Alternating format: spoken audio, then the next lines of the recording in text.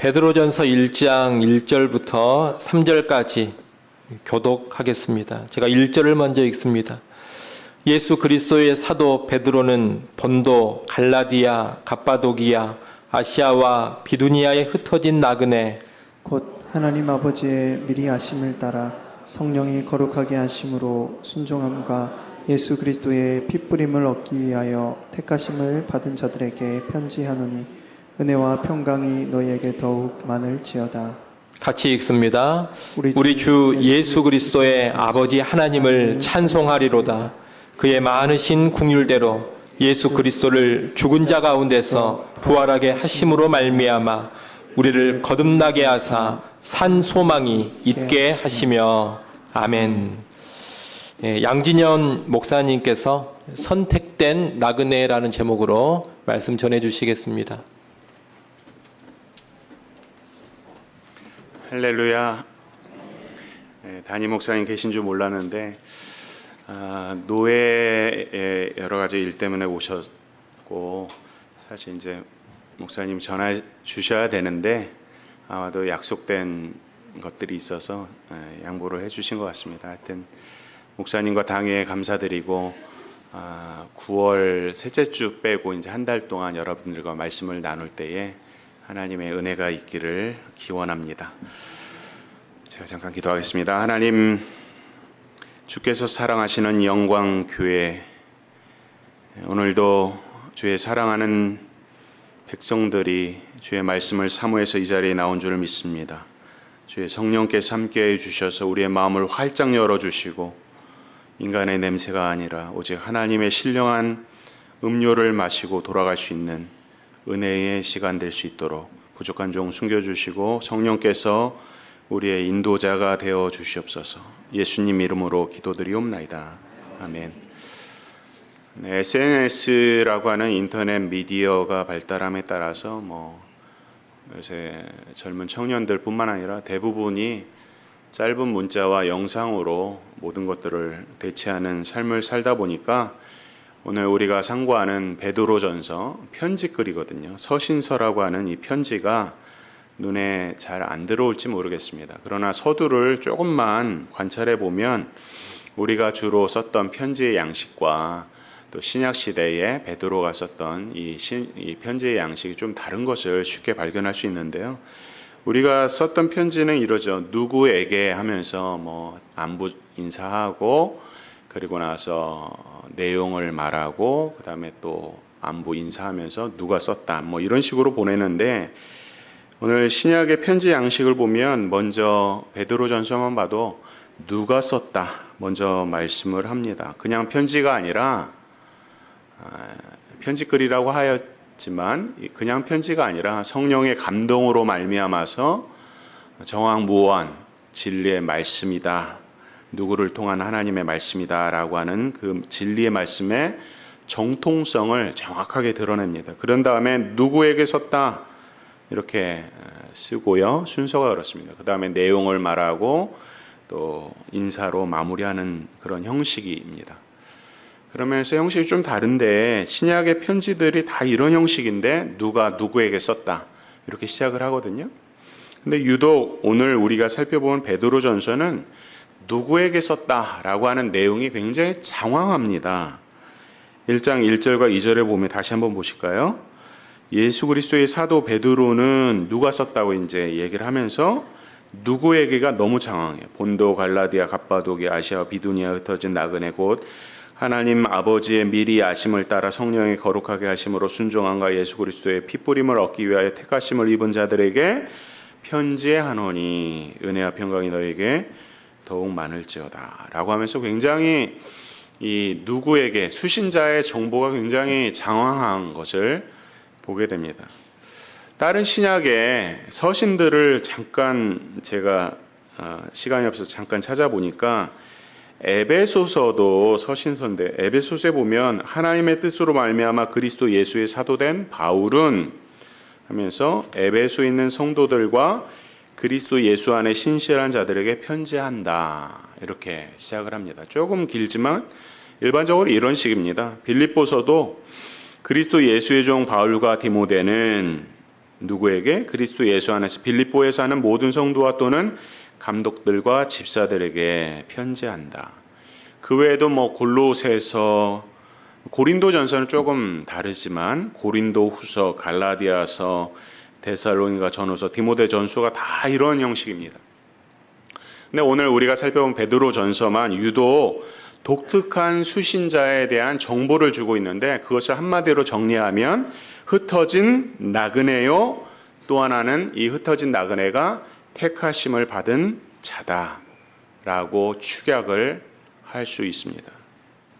그래서 사도 베드로는 이와 같이 이 편지를 받는 대상자들에게 대해서 너무나 간곡한 마음을 가지고 있습니다. 그래서 그들은 흩어졌지만, 육적으로는 흩어진 상태라서 여러 가지 어려움이 있지만, 그들은 그냥 흩어진 것이 아니요 택하심을 입은 나그네다, 이런 부분을 강조하고 있는데요. 첫 번째, 흩어진 나그네 육적 상태를 조금 더 들여다보면, 흩어졌다라고 하는 말은 헬라어로 디아스포라라고 하는 단어입니다. 본문에서 언급되는 여러 지역이 있죠. 본도, 갈라디아, 갑바도기, 아시아, 비두니아, 이 지역은 서로 연결되어 있는 지역이에요. 우리로 말하면, 현대로 말하면 튀르키예, 옛날에는 터키죠. 그 땅입니다. 예루살렘에서 좀 올라가면 이제 그 위에 터키 땅이 있고, 그 위에 흑해가 있고, 그 밑에는 지중해가 있어요. 성경 지도를 보시면 쉽게 알 수 있는 땅입니다.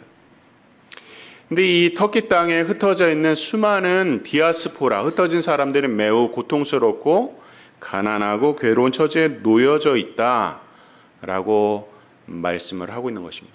이들은 왜 흩어졌을까요? 그 유래에 대해서는 크게 두 가지가 있습니다. 구약 시대에 이스라엘 백성이 이제 바벨론 포로를 당하지 않습니까? 포로를 당하고 나서 이제 다시 귀환을 하게 돼요. 귀환을 하는데 바벨론이라고 하는 땅에서 다 귀환을 한 건 아니에요. 우리로 말하면 이제 일시대 같은 데에 막 이것저것 막 피해가지고 이제 만주 땅에 정착을 했단 말이에요. 근데 세대가 가요. 30년, 50년이 지나간단 말이에요. 그럼 그 땅에 정착해서 그냥 사는 거예요. 저기 우즈베키스탄에 가면 이제 고려인들이 많이 있거든요. 그 사람들도 지금 4대, 5대가 나오는데 그냥 그 땅에서 사는 거죠. 그런 유래로 인해서 이제 터키 땅까지 흩어져 있다. 이런 유래가 있고, 두 번째 유래가 더 강조되는데, 이들은 왜 흩어졌는가?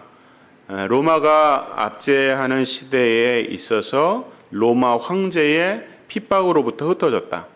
로마 황제들은 대부분 다 이 유대인들, 그다음에 나중에 개종한 유대인들, 그리스도인들을 굉장히 박해를 가했는데요. 그 중에서 가장 악독한 박해자는 바로 네로였습니다. 네로. 영화에서도 종종 등장을 하죠. 베드로 전서의 이 기록 연대를 언제로 추정하냐면 네로 황제의 박해가 아주 극악하게 일어날 때였어요. 이때는 지금 로마에 큰 화재가 일어납니다. 어마어마한 화재가 일어나서 역사가들에 따르면은 로마 전체를 불태웠다라고 할 정도로 굉장히 큰 화재가 일어났는데, 너무나도 의심스럽게 네로와 그의 친구 티겔리우스라고 하는 사람인데 그들의 재산은 손해를 받지 않았어요. 화재가 안 난 거죠. 그러니까 누가 추정하기라도 이거는 네로의 소행이다라고 이야기할 수 있었는데, 네로는 약간 이상한 사람일 뿐만 아니라 정신적으로 굉장히 문제가 많았다고 학자들 추정을 하는데, 자신의 악행을 전가할 속죄의 양이 필요했던 것입니다. 그래서 그 대상을 개종한 유대인들, 아니면 유대인들 중에서도 이제 신실한 사람들, 하여튼 그리스도인들을 다 포함한 사람들이 속죄양이 되기를 바랬던 거예요. 당시 그리스도인들은 이 로마 사람들에게 어떻게 생각이 되어졌냐면, 저들은 무신론자다, 또는 식인종이다, 또는 근친상간자다, 이런 얘기를 들었어요. 그 이유는 뭐냐면, 무신론자라고 하는 것은 우리가 옛날에 어렸을 때 그리스 로마 신화 이런 책들, 두꺼운 책들 교양서적으로 많이 읽었던 분들 계실 텐데요. 그 책을 보면은 5만 가지의 신화들 이야기 속에서 우리가 말하는 소위 우상들이 제우스 신이라든지 아르테미스 여러 각종 우상들이 다 등장을 하는데, 로마에 사는 이 그리스도인들은 그런 우상을 섬기지 않고 있는 거죠. 그러니까 저들은 무신론자다, 이런 칭호를 받았고, 식인종이라고 하는 루머는 예수님이 죽으시고 부활하신 후에 우리에게 성찬 예식을 영원토록 지키라라고 명령하셨죠. 그래서 이것은 예수님의 몸이요, 이것은 예수님의 피요라고 하는 이 성찬 예식을 빗대어서 저들은 살과 피를 먹는 식인종이다. 뭐 이런 루머가 퍼졌습니다. 또는 근친상가자라고 하는 것은 우리가 만나면 여러 직분도 있지만 다 형제님, 자매님 주 안에서 사랑합니다라고 하니까 그런 것들을 근친상간자로 괴롭혔던 것이죠. 로마의 역사가인 타키투스라고 하는 사람인데 이 사람은요 어떠한 증언을 했냐면 네로는 자기의 정언을 밝히기 위해서 그리스도인들을 산채로 횃불로 불태워 죽였다라고 하는 기록을 남겼고요.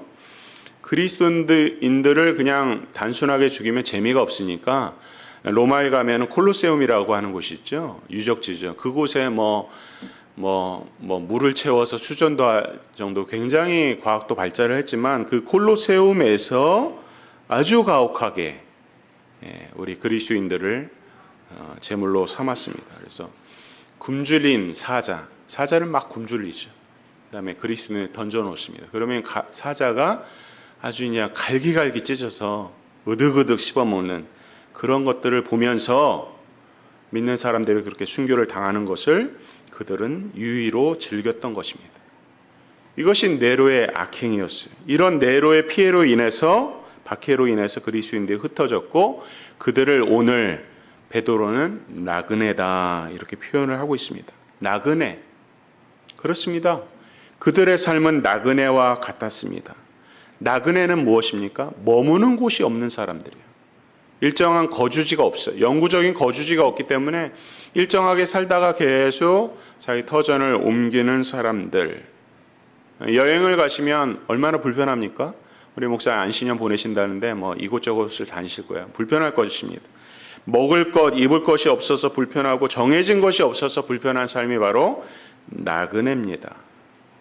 근데 그 나그네도 자발적 나그네가 아니에요. 자기가 이곳을 좀 봐야겠다, 이곳을 이렇게 옮겨 다녀야겠다, 그런 자발적 나그네가 아니라 네로의 핍박 가운데서 어쩔 수 없이 흩어진, 핍박 가운데 흩어진 비자발적 나그네, 이것이 바로 베드로의 수신자, 베드로가 편지를 썼던 대상자였던 것입니다. 성경에는 나그네다 또는 흩어졌다는 말이 많이 사용되고 있어요.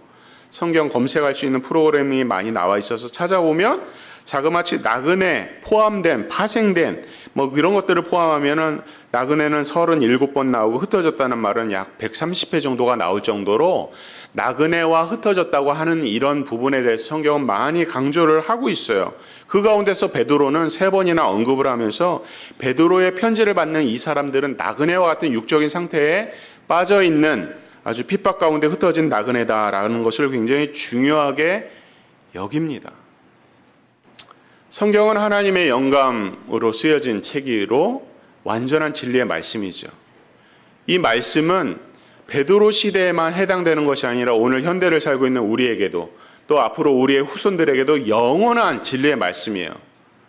그 말씀은 무슨 뜻이냐면 이 흩어진 나그네라고 하는 것은 베드로 당시에 터키 땅의 튀르키예에만 흩어져 있는 그들만 이렇게 고통당하고 핍박 가운데 있고 그들만 외롭고 고독하고 정처 없는 그런 유랑의 삶을 살고 있는 것이 아니라 이 말씀을 2000년 이후에 받는 동일한 현대의 영광교회 수신자들도 역시 나그네다라고 말씀을 하고 있는 거예요. 이 땅이 우리의 영구적인 거주지가 아니다. 이 땅은 고통당할 수밖에 없다. 외롭고 고통당하고 괴로울 수밖에 없다. 만약에 우리 가운데서 이 땅에 살면서 모든 것이 다 행복하고 즐겁고 늘 희낙락하다고 하면 저는요 과감히 죄송합니다. 정신병자가 아니겠는가? 예? 이 땅이 어떻게 그렇게 즐거워요? 늘 즐겁습니까? 행복합니까? 나는 행복해야만 행복해집니까? 조엘 오스틴 같이 그냥 당신은 적극적인 사고를 통해서 행복한 사람이 될 수 있다고 그러면 행복해질 수 있어요? 마약을 먹으면 그렇게 될 수 있죠. 인생의 선후배 여러분, 이 땅이 행복합니까? 그렇지가 않아요. 이 땅은 죄악으로 가득했을 뿐만 아니라 이 땅은 우리의 영원한 거주지가 아니에요. 하늘 시민권을 받은 우리가 하늘의 영광 가운데서 살아야 되지만 하나님께서 특별한 뜻으로 이 땅에 우리를 살게 하시니 이 땅이 괴로운 거예요. 그러나 하늘 영광 아버지께서 중보하시고 또 이미 우리보다 앞선 많은 믿음의 선조들이 그 앞선 길이 있어서 우리는 믿음으로 살아갈 뿐이지 이 땅이 늘 행복하고 늘 즐겁고 뭔가 편안하고 뭔가 자족할 수 있다고 한다면 그것은 뭔가 문제가 있다 하는 것입니다. 성경은 우리에게 말씀합니다. 이 땅은 안개와 같다. 우리의 인생이 안개와 같고 나그네와 같고 그림자와 같고 또 어느 부분에 뭐라고요? 새벽 이슬과 같다. 새벽 이슬 보셨죠? 금방 뜨거운 정오가 되면 금방 이슬 다 사라지는 우리의 인생이 그래요. 저희 아버지 장례를 통해서 화장해서 딱 나왔더니 딱 뼈가루가 이만큼 나오더라고요. 뭉텅이로 이만큼 나와요. 다 먼지 덩어리입니다. 우리의 인생이 그런 거예요. 이 전제를 우리가 인정하지 않으면 뒤에 나와 있는 그 다음에 선택된 나그네라는 것이 우리는 마음에 와닿을 수가 없어요. 다시 말하면 우리의 삶 가운데서 복음이 복음되지 못하는 것은 우리가 죄인인 것을 몰라서 그렇다는 거예요. 내가 죄가 얼마나 깊은지 알면 알수록 예수 그리스도의 십자가는 더 복음으로 다가오는 것이에요. 그러나 내가 무엇인가 할 수 있고 무엇인가 자격이 있다고 그러면 예수 그리스도의 십자가는 그냥 피상적이에요. 그냥 보험에 지나지 않아요. 마찬가지입니다. 내가 이 땅에서 흩어진 나그네와 같이 고통당하고 유랑하고 정처 없고 고독하고 외로운 때론 그런 삶을 산다고 생각하는 분들은 오늘 이 말씀의 위로가 분명히 있을 것입니다. 오늘 본문은 그것으로 끝나지 않고 뭐라고 합니까? 로마의 핍박 가운데서 이 성도들이 흩어졌건 어떤 류의 고난을 받던지 간에 남들이 볼 때는 전 나그네와 같은 삶, 키르키에 흩어진 수많은 그 땅뿐만 아니라 수많은 흩어진 사람들은 정처 없고 불쌍하고 고독하고 남의 눈에 보기에는 문제가 있어 보여요. 그러나 우리의 인생은 정말 그것이 문제가 아니다. 정말 그것은 아무런 목적이 없이 정해진 것이 아니라 어떻게 해요? 오직 하나님의 섭리와 은혜로 말미암은 것이고 그 시련은 우리의 인생이 80, 90의 인생을 살다가 더 짧은 인생을 어떤 인생이든지 간에 그것은 잠깐에 지나지 않다라고 말씀하시는 것입니다. 하나님의 시선은 우리의 삶 가운데서 한 번도 떠난 적이 없어요. 우리가 그저 잊어버렸을 뿐이죠. 비록 유랑하는 것 같고 헤매는 것 같지만 우리의 인생 가운데서 사랑하는 우리 주님께서 떠나신 적이 한 번도 없어요. 우리의 삶이 정말 기가 막힐 웅덩이와 같이 빠진 인생같이 얼마 전에 뉴스에 보니까 막 땅이 꺼져서 쑥 빠져버리죠.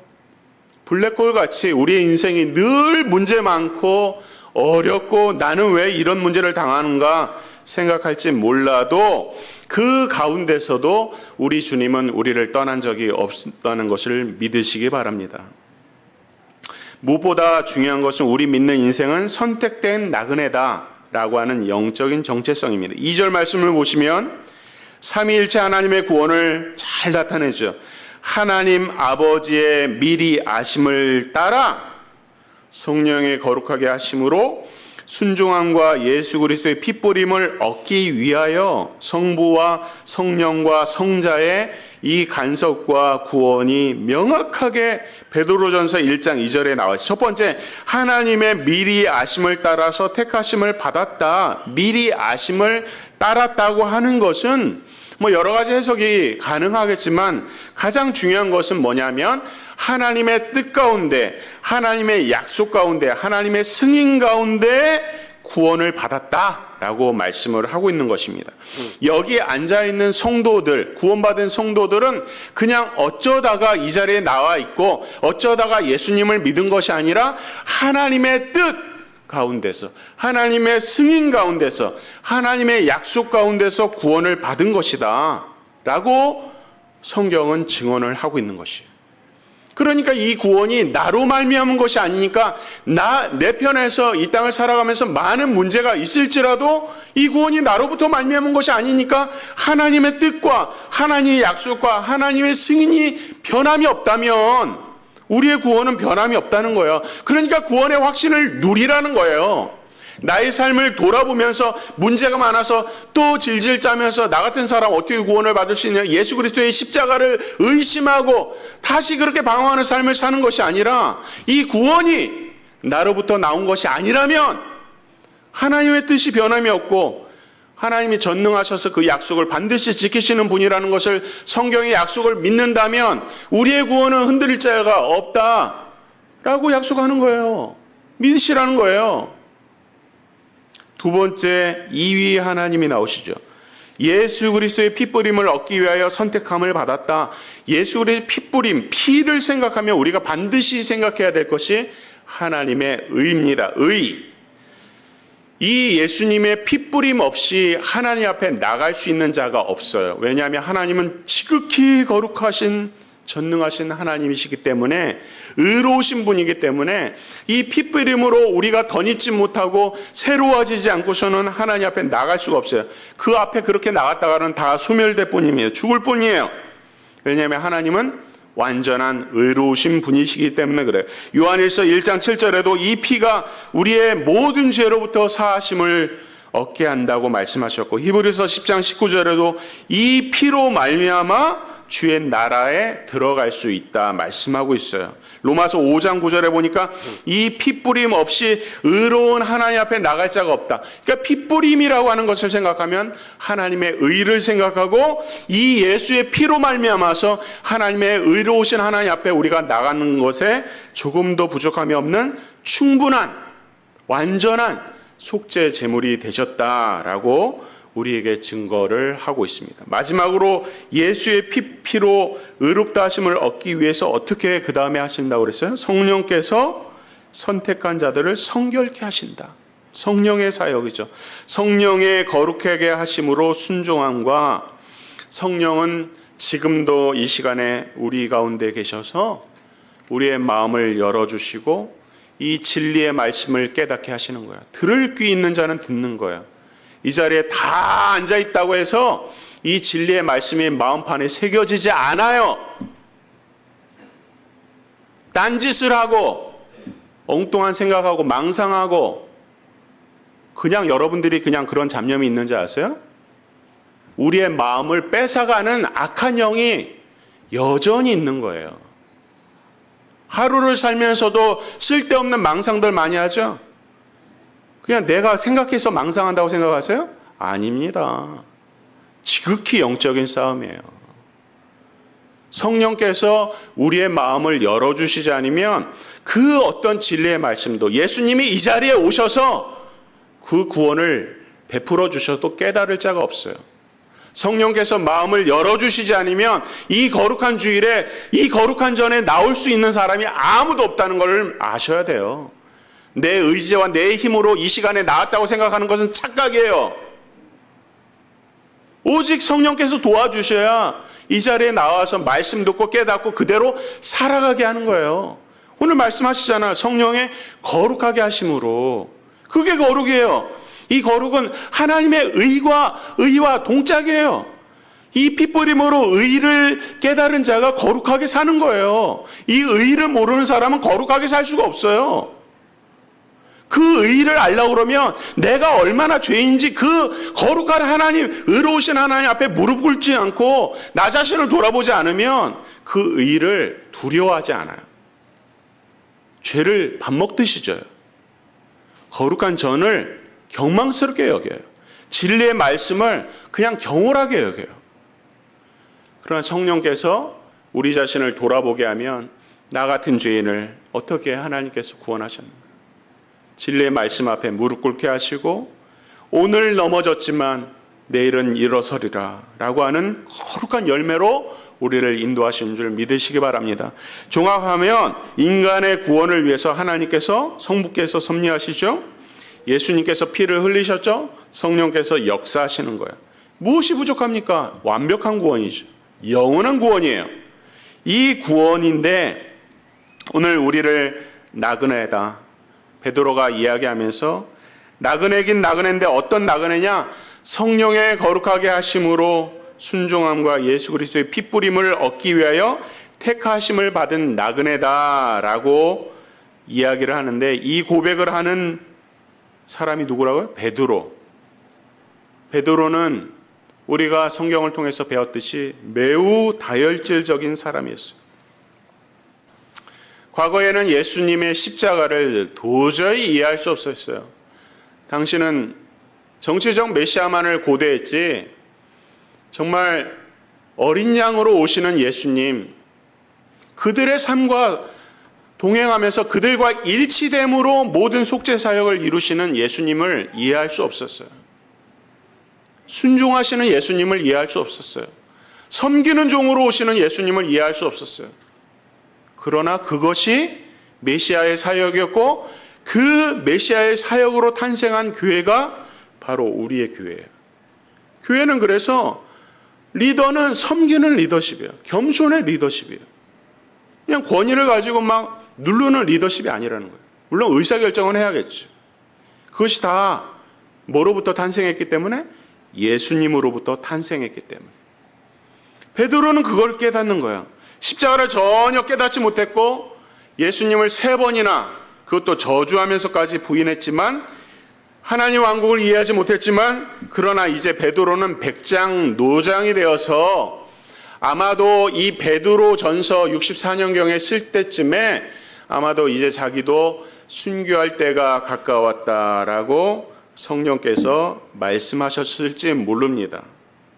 그리고 고난이라고 하는 영광의 용광로에서 정화된 승군과 같이 변화되어서 자기가 살아가는 삶이 너무 고통스럽고 나그네와 같고 핍박 가운데 고통당했고 초라한 인생으로 여겨질지 모르지만 그러나 이제 백장노장이 되어서 흩어진 수많은 자기와 같이 고통을 당하고 있는 수많은 하나님의 백성들을 향해서 여러분들은 선택된 나그네입니다.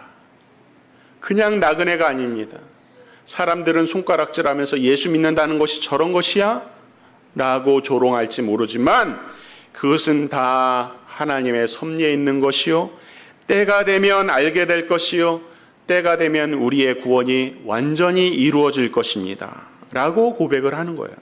우리도 마찬가지라는 것이죠. 우리의 신분과 사명이 무엇입니까? 우리는 나그네요. 흩어진 나그네인데 그것으로 끝난 것이 아니라 선택된 나그네다.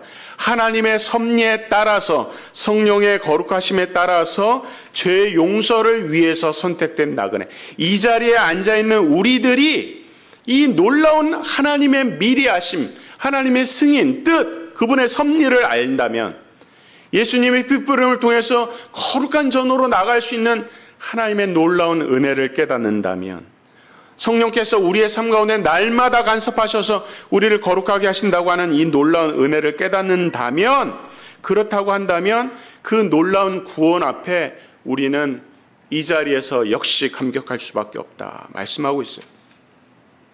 근데 오늘 본문을 가만히 보면요. 우리가 나그네라고 했어요. 근데 그 나그네가 그냥 나그네가 아니라 선택된 나그네라고 했어요. 너무 중요하죠. 근데 이 모든 섭리와 역사와 거룩해 하심은 삼위 하나님의 사역이에요. 우리 편에서 이 구원을 위해서 만들어 갈 수 있는 것이 하나도 없어요.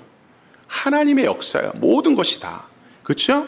근데 오늘 베드로전서 1장 1절과 2절의 중앙을 다 보면 부족하고 연약하지만 다 모든 것이 하나님의 은혜지만 전능하신 하나님께서 하시는 일이지만 우리 편에 무엇인가 요구하고 있는 단어가 하나 딱 보여요. 그 단어가 뭡니까? 바로 순종이라는 단어. 순종. 순종함과 하나님께서 우리를 기계적으로 순종하게 하지 않으세요. 우리는 로봇가 아니기 때문에 전 인격을 가지고 하나님의 형상대로 지음받았기 때문에 우리가 전인격으로 이 놀라운 하나님의 역사 가운데서 순종하기를 원하시는 거예요. 우리 편에 할 수 있는 것들, 책임으로 주어진 것이 있다는 거예요. 그것이 바로 순종이에요. 이 순종이라는 단어를 묵상하면 하나님의 부르신 뜻을 확신하면서 이제 비로소 참 믿음으로 살아가게 됩니다. 지금 우리의 삶이 생고생 같고 또는 이 자리에 앉은 성도들 가운데서 좌절하고 낙담하고 괴롭고 우울한 그런 분이 앉아 계실 거예요. 삶이 너무 힘들어요. 아무도 나를 알아주는 것 같지 않아요. 그런데 내가 이 선택된 나그네라는 사실을 내가 정말 순종한다면, 그러면 그때 모든 것이 달라지는 거예요. 이것을 우리는 믿음이라고 그러죠. 믿음. 흩어졌긴 흩어졌는데 우리가 약하고 부족해서 우리를 버리시려고 흩으신 것이 아니라 하나님의 놀라운 섭리가 있을 것이다. 이 말씀에 순종하자. 이 말씀에 의지해서 내가 살아가자라고 그 순종을 만들어내면 그것이 믿음이 되는 거예요. 믿음. 그래서 더 이상 자신을 괴롭히지 않아요. 더 이상 낙담하지 않아요. 물론 인간은 연약하기 때문에 낙담하고 넘어지죠. 그러나 다시 일어서게 됩니다. 믿음이죠. 그걸 믿음이라고 그러는 거예요. 믿음은 그냥 우대뽀적으로 무슨 자기 주장만 하는 것이 믿음이 아니에요. 믿음은 늘 즐겁다고 하면서 외치는 것이 믿음이 아니에요. 넘어집니다. 쓰러집니다. 외롭습니다. 고독합니다. 여러분들 고독하지 않으세요?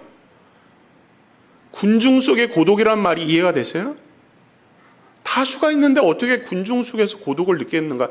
이 지금 영광교회 이 공동체 속에서 고독이 존재한다고 하는 것은 불가능해요. 그런데 고독하단 말이에요. 우리의 마음, 내 마음 알아주는 사람 아무도 없어요. 결국은 남편도 아내도 자식도 부모도 오직 인생 가운데 이 광야 같은 인생 가운데 살아가는 유일한 사람 나 홀로 서 있는 거예요. 그러니까 고독한 거예요. 그런데 순종하면, 말씀의 이 부르심의 목적에 순종하면 고독이 어떻게 돼요? 이제 믿음으로 승화되는 거예요. 그래서 사도 바울도 뭐라고 합니까? 고린도전서에 보니까 그러나 하나님께서 세상에 미련한 것들을 택하사 지혜 있는 자들을 부끄럽게 하려 하시고 세상에 약한 것들을 택하사 강한 것들을 부끄럽게 하려 하시며 하나님께서 세상에 천한 것들과 멸시받는 것들과 없는 것들을 택하사 있는 것들을 패하려 하신다. 내가 순종하게 될 때 그때 약함이 강함 되는 거예요. 약할 때 강함 대신에 이 찬양 혹시 가스펠 찬양 아시는지 모르겠어요. 이 가스펠을 쓴 사람은 사실은 호모였습니다. 동성애자였어요. 근데 이제 자기가 죄를 짓고 깨닫게 된 거예요. 그래서 약할 때 강함 대신에 이렇게 가스펠을 쓰거든요. 예수 나의 주 뭐 이렇게 찬양해요. 근데 이 가사가 처음에는 약할 때 강함 대신에가 아니었어요. 처음에 가사는 약할 때 강함 주시네 나의 모든 뭐 이렇게 약할 때 강함 주시네였어요. 약할 때 강함 주시네와 약할 때 강함 대신에가 무슨 차이가 있는지 아셔야 돼요. 약할 때 강함 주시네는요, 여전히 주체가 자기예요. 약할 때 내가 너무 약해. 강함을 주시네. 나는 강한 사람이 됐어. 그렇게 찬양을 하다 보니까 이게 아닌 거예요. 약할 때 하나님이 강함이 되시는구나. 그 강함으로 내가 살아가는구나. 의지하는구나.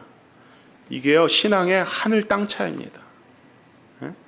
우리가 이 땅에서 신앙생활하면서 왜 그렇게 복하면서 기복신앙, 현세적인 물질적인 복을 요구하는지 아세요? 신앙 안에 있으면서 여전히 자기밖에 몰라서 그래요. 나의 의. 직분을 받은 것이 나의 의입니까? 여러분들 헌금 많이 하는 것이 나의 의입니까? 예수님을 믿는다는 것은 영원히 죽을 수밖에 없었던 죄인, 이미 죽었던 죄인을 구원하신 그 은혜로 나는 없는 거예요. 내 의가 발 디딜 틈이 없는 거예요. 내 왕국이 더 이상 없는 거예요. 모든 소유권이 이전된 거예요, 주님께. 그러니까 주님을 찬양하는 것이 예배고 주님의 말씀을 받고 그분의 뜻대로 살기 위한 것이 오늘 예배예요. 약할 때 강함 되시네 주요. 나를 바라보면 낙담할 수밖에 없지만 주님 바라봄으로 믿음으로 그분을 바라보게 되는 참 믿음의 길. 어디로부터? 우리에게 맡겨진 책임이 뭐라고요? 순종이에요. 순종. 부르심에 순종하고 여러분의 직분에 순종하고 예배자로서 순종하고 그 모든 사명에 순종하는 것. 더 나아가서 이 순종을 하게 되면 어떻게 되는지 아세요? 하나님의 뜻을 분명하게 알게 됩니다. 지금 글로벌 시대죠. 지금 이 영광교회 주위로도 얼마나 많은 디아스포라, 외국에서 나온 디아스포라들이 있는지 몰라요. 저 중국의 동포들 아니면 이슬람 땅에서 왔던 동포들이 많이 있어요. 보세요. 인도나 네팔이나 파키스탄, 아프가니스탄 이런 데 가서 이슬람 사람들, 무슬림들을 전도하고 그들에게 복음을 해보세요. 그럼요, 어떻게 돼? 30년, 한평생을 같이 살아도 한 사람, 두 사람 예수님 믿게 하기 힘들어요. 그런데 우리 주위에 보면 그 땅에서 지금 자기네들 성전 지으려고 하는 그 수많은 사람들이 이 땅에 와서 우리의 주위에서 동고동락을 하고 있는 거예요. 영광교회의 사명이 무엇인지. 우리만 잘 먹고 잘 살아서 천국 가는 것이 영광교회를 세우신 하나님의 뜻일까요? 아닙니다. 하나님의 부르신 목적은 하나밖에 없어요. 교회가 교회되는 것은 하나밖에 목적이 없어요. 뭡니까? 바로 복음 전파예요. 복음 전파. 우리 주위를 돌아볼 수 있는 눈을 갖게 돼요. 언제? 하나님의 말씀에 순종하면. 우리에게 맡겨진 책임이 뭐라고요? 이 구원이 다 하나님의 역사지만 놀라운 은혜로 우리에게 맡겨주셨어요. 순종하라는 거예요. 각자 다 이 순종의 영역과 정도가 다 다르겠죠. 그러나 우리 편에서 할 수 있는 믿음의 분량만큼 최대한대로 이 말씀을 깨닫고 하나님 말씀에 순종하면서 살겠노라고 작정하는 순간 믿음의 문이 열리고 사명의 문이 열리는 거예요. 그것이 바로 오늘 우리에게 주신 사도 베드로의 말씀인 것입니다. 결론입니다. 눈이 아프도록 눈물을 흘리고 있는 성도 있습니까? 아니면 너무 느슨해질 대로 느슨해져서 교회에 오는 것이 아무 무감각한 그런 성도가 있습니까? 그리스도의 신분과 사명이 약해지고 망각되어 버린 그런 성도가 있습니까? 오늘 모든 성도들을 향해서 사도 베드로가 마지막 이 문안 인사를 하고 있어요. 은혜와 평강이 너희에게 더욱 많을지어다. 우리의 신앙의 선배인 사도 베드로가 흩어진 나그네들, 그러나 선택된 나그네라고 생각되어지는 모든 사람들, 어떠한 형편과 상황에 있는지는 우리 주님만이 아시는데요. 영광교회 모든 성도들도 다 똑같죠. 그 사람들에게 오늘도 성령께서 동일하게 말씀하시는 거예요. 하나님의 은혜와 하나님의 평강이 사랑하는 모든 성도들의 심령 가운데 있기를 바랍니다. 이 말씀이 우리에게 생명 있는 능력으로 역사하기를 주의 이름으로 축원합니다. 하나님 아버지 감사합니다. 주께서 사랑하시는 영광교회의 성도들 한 분 한 분 다 기억하시고 머리카락까지도 다 세시는 주께서 은혜와 평강 내려주셔서 맡겨진 사명 감당하게 하시고 믿음으로 이 광야의 나그네 인생을 믿음으로 승리할 수 있도록 붙잡아 주실 줄 믿고 감사하며 예수님 이름으로 기도드리옵나이다. 아멘.